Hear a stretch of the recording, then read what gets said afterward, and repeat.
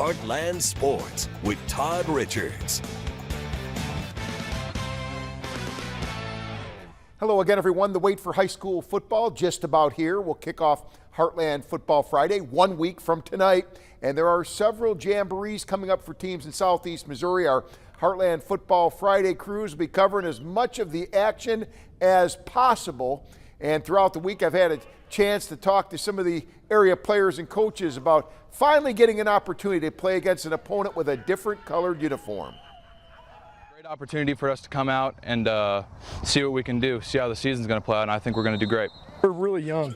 We only have 7 seniors. The majority of our team is sophomores and juniors, and we'll have a lot of sophomores on the field. Just kind of get some of the jitters out and allow them to see game speed. Yeah, I think the Jamboree will be great for us. You know, we're seeing teams we don't normally see. It's always good to get things on film, whether it's the old guys, the young guys. You get back and you evaluate. This would be our real chance at seeing varsity level players, so that'll be a really good gauge to see where we're at. All right, it's going to be a busy week 1. Missouri Jamboree's Illinois scrimmage action, along with latest from the Kentucky week number 1. Meanwhile, college football, SEMO kicks off the season 2 weeks from tomorrow at Arkansas State. The Redhawks have a lot of new faces, both sides of the football. Like many times, they'll rely heavily on the defense to lead the way in the early going. Taking that a step further, upperclassmen, they'll provide some big leadership.